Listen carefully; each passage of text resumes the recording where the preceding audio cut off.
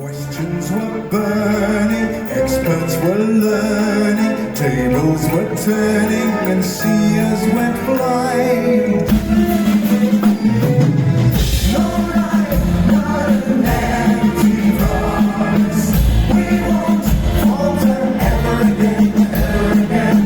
Future patterns we will alter. This will happen never again, never again. The final show of the Liberty Project. Edward, how are you feeling? Hopefully not the real final show. Okay. I have some tricks up my sleeve as to maybe getting the show into a theater setting. But this is the last show of the club tour. Okay. How many shows have you done? This will be the fifth one. Fifth one. Yeah. Okay. Yeah. I gotta say, it came on my radar, your project, and you don't make a lot of solo albums. I believe it's about no, not really. four albums in about 42 years. Something like that. Yes. Yes. So that's and the last one is quite a while ago. And what I gather, I haven't heard your other solo work, but I have a feeling that this one is quite different from it. Yes, I would say so in more than one respect, because it's a concept album, so it has one storyline. Well, it has different storylines, but it's a whole. It's not just a sequence of songs. It tells a story, and I've never done something like that before, but it's not uncommon, as you know, to do a thing like that in the prog genre, so to speak. So we were in the COVID lockdown period, and so I couldn't do anything. We couldn't do anything. No musician could play or teach or do whatever. So I thought, well, I might as well start writing. I have the time now. So then you sit down and nothing happens, of course. And then some time passed and I got a little depressed, I must confess, because everyone thought in the beginning of this COVID lockdown, it'll last for a couple of weeks or a couple of months and that'll be gone. But it wasn't, as we all know now. And it became more and more difficult for me to find a meaningful ways of spending my time. So I sat down again and something did come, and my daughter walked in and she said, "Oh, that's nice, Dad. You should carry on with that." And I thought, well, if the song's finished, then it's done. And then she said, "Yeah, but can't you make up more stuff around it?" And that was the beginning, really, of what I cannot describe in any other way than a tsunami of ideas, both musically and lyrically.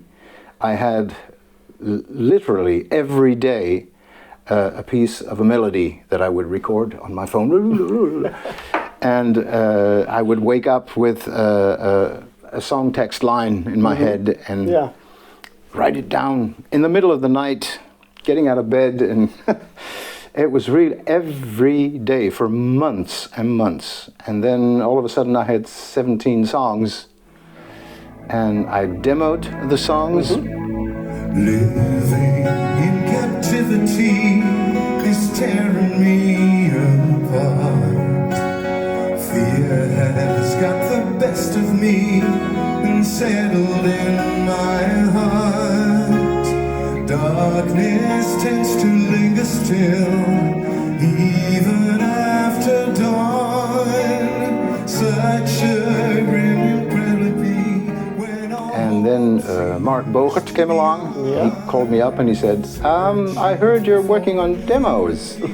I said, "Yes, but I haven't got the faintest idea what's going to happen to it, and I have no fixed idea, no budget, no nothing." He said, "I don't care. Please, you have to have some guitar on those songs, don't you?" I said, "Well, yeah, eventually." And then he said, "Please, please, please send me those songs, and I'll play the guitar parts for you, because I have nothing to do. I'm playing with Lego stones here at home." Okay. So I sent him a song, and then he sent it back, and there was not one guitar part on there, but 7 or 8. Wow. And the email said, just see what you can use and just throw away the rest. And then for me, the songs started to come alive, because up till then it was just all my programming on the keyboard and drums and what have you. All one man's vision. Yeah. But then when Mark added his input on the guitar, all of a sudden this computer band started to become a real band, so to speak. Yeah. And that inspired me again. And then I played the songs, the demos to a couple of friends of mine, and everybody said, "Oh, you have to do something with that, you have to do something with that." And I thought, God, guys, I'm 65. Do you want me to make a record at my age? Come on. And then I thought, well, what the heck? I'll contact Joost van den Broek. He's a producer and a musician, and he works with Ariane, for instance. And I said, listen, Joost, I think I may have accidentally wrote a sort of a rock opera thing. Could you please have a listen and see what you think and advise me how to move forward from that? And he said, yeah, come on and come down to the studio. And we sat down, I played him the songs, and the last song was finished, and he turned to me and said, okay, when do we start recording? And I thought, oh, recording, what? So it did involve a fairly large budget to do everything the way I had planned it in my head, like real strings and a classic opera choir and a children's choir and all real musicians, of course, no computers whatsoever. A friend of mine, he said, well, I believe in your project. I'll put up half the money. And I put up the other half, and we started recording.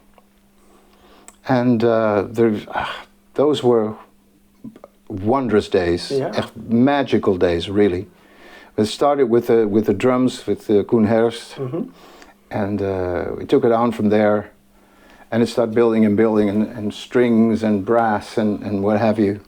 And choirs and backing vocals and guitars and organ, and it was a feast for me to see my songs grow every day. And then when the album was finished, Arie Verstegen came along. He said, "You have to perform this live. This is so wonderful. You have to really do this live." And he started to organize the concerts of the club tour. So that's in a nutshell the story how we ended up here now today. Which was that one song you wrote that started it all? The first song that I wrote was the Clash of Belief. Okay. Yeah. Oh, yeah, that's definitely a very beautiful song. So yeah, amazing. And well, I had a question in mind on how did you come to take it to the stage, but. Well, that's Arie. Yeah, while I'm at it, I might as well tell you the whole story. Yeah. Oh, that's good. But I was wondering a little bit. I mean, you did work a lot with Arjen on his Arjen projects. You also worked with Mark on his Mongolia project. Yes. Did that kind of also influence you in moving towards a rock opera kind of album? Probably. I mean, you are influenced by everything that you hear and see and experience. Yeah. So yes, of course, I must have been influenced by all those things, as I'm also influenced by the music of Kayak that I was part of and grew up in, so to speak. Yeah. So yeah, I think so. But I didn't participate in Mongolia before I did my own album. That came after that. Okay, that came after. Okay, yeah. It's interesting you mentioned that it kind of went organically, the whole thing. Yes. I had a live stream last week with the singer of Sylvan, Marco Gluman, and we talked about his solo album, and I asked him, one of the things was like, what is the biggest challenge you had in creating your solo album? And he said, well, that he didn't have any challenges because he didn't set out to write an album, he just wrote songs. Yeah. I was wondering with you, did you have any challenges along the way? Well, the challenges for me are always to deliver a song that will satisfy my standards. And the thing I find most difficult is writing lyrics. I always do that at night, in the middle of the night, when it's dark, no phone rings, nobody's around me. No distractions. No distractions. Okay. And sometimes that can be a bit of a struggle, but writing music also, sometimes it comes flowing naturally, and sometimes you have to really put in hard work to get it done. Yeah. But I think it was John Lennon who said once, I didn't really have to write the lyrics, they were already hanging there in the air, I just had to pluck them. Yeah. That was sometimes the case, especially when, as I told you before, I had those things happening in the middle of the night where I thought, oh, this is a good line I have to write now. Things like that. Yeah.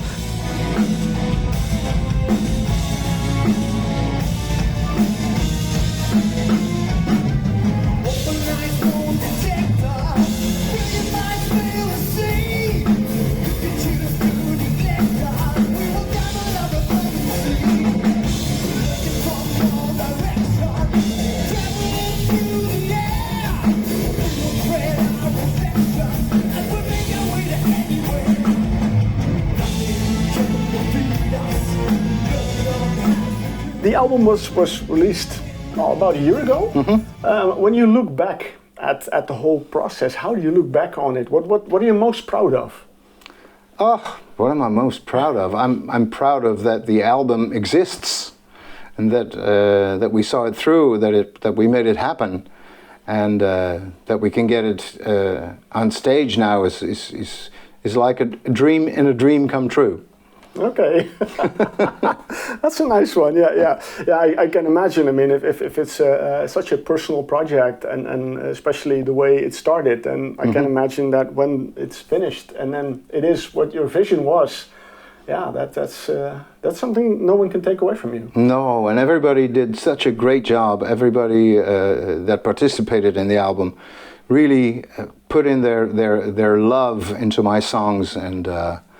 I got people together that had never played on an album before together, like Steve Hackett and Mark Lennon from Venice.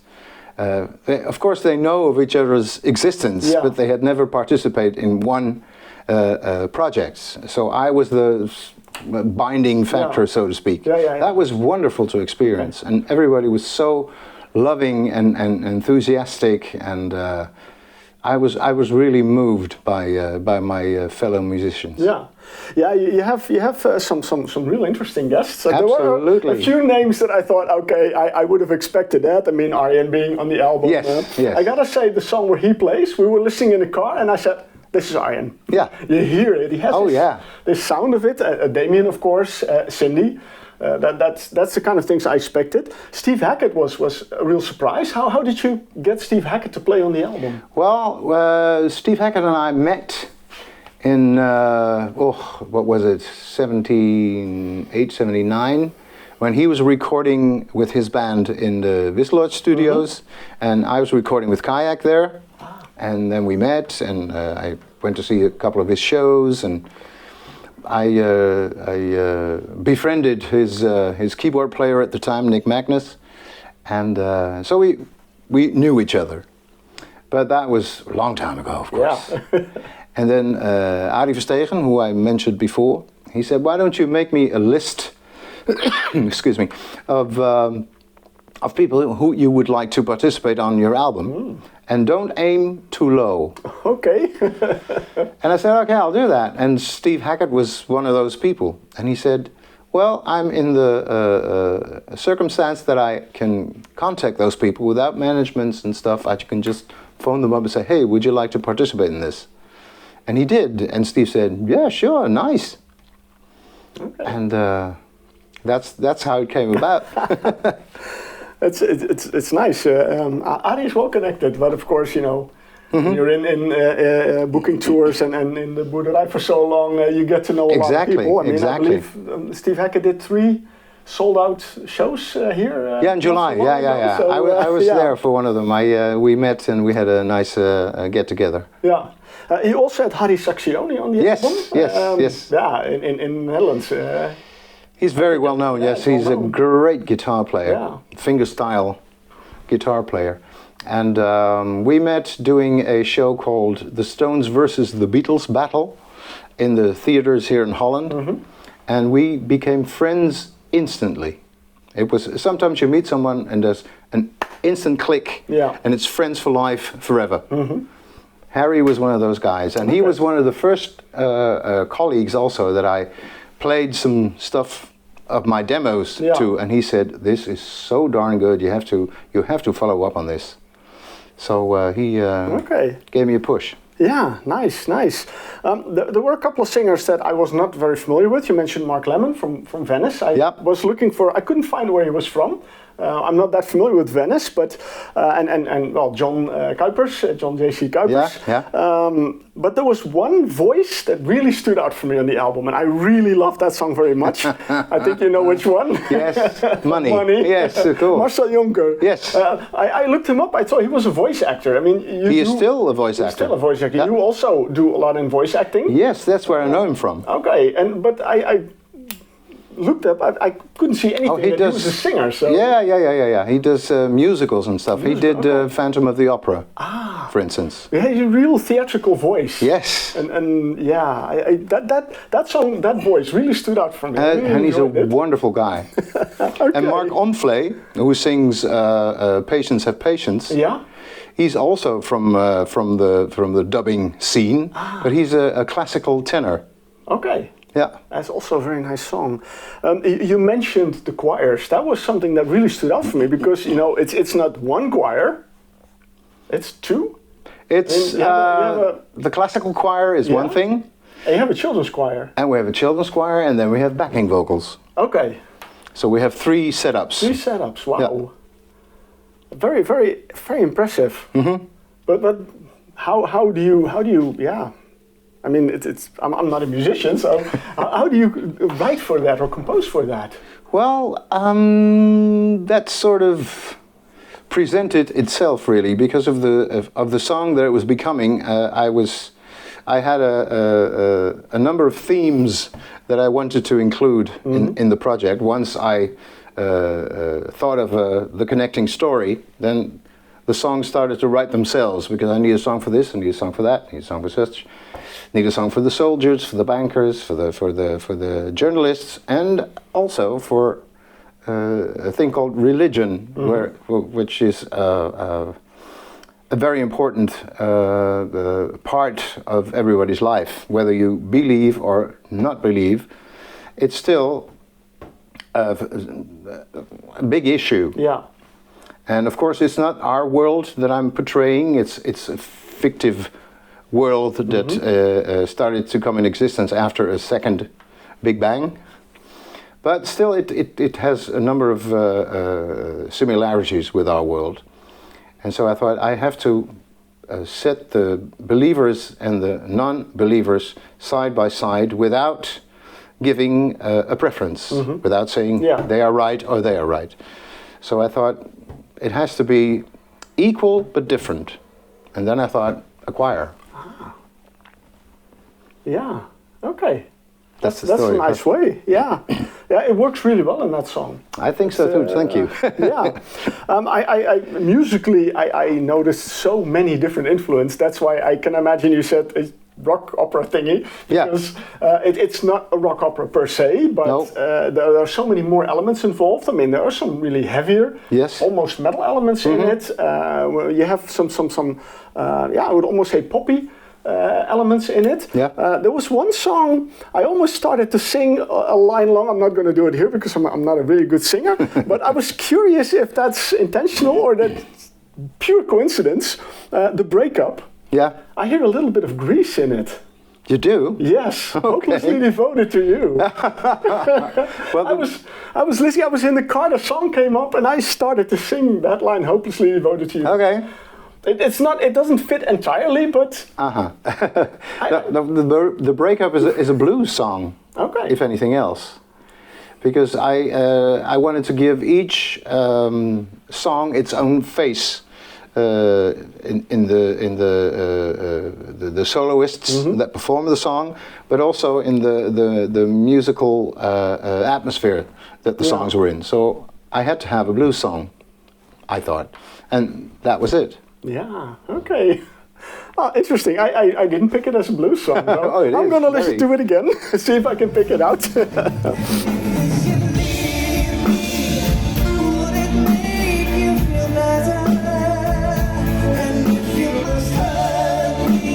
Just make it short, do it fast. Can I go on without you? With no say in the matter. How do I ever know way of life I thought There was one instrument in it that really surprised me. I thought, wow, that is really cool that you included that. And I don't know how you call it, if that's the same word in English, but a fagot? Yeah, bassoon. Bassoon. I was thinking of it. I didn't know for sure. Patience, have patience. Yeah. That came up and I was like, wow, this is... How did you come up with that? Because it is an instrument that I really, really love. The sound of a bassoon is so remarkable, so it stands out, and it's seldom used. Yeah. And I think it's a shame because it's such a wonderful instrument. Absolutely. It has a great atmosphere, and it was played really well on my album, I'm glad to say, and it fits the song. Yeah. Like a voice fits a song.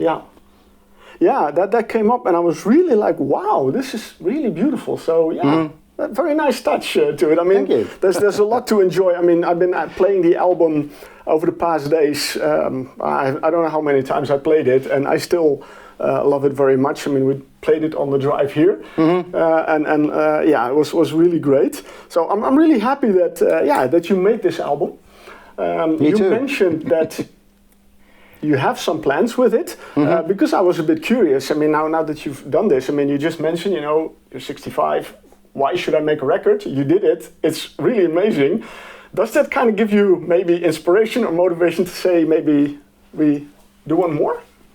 Another album, you mean? Yeah. Well, I am starting to write again, but that's more of a natural process than anything planned. Okay. But I don't think that the Liberty Project is at its end yet. We have a saying in Dutch, this mouse might have a tail. And I hope that my mouse will also prove to have a tail.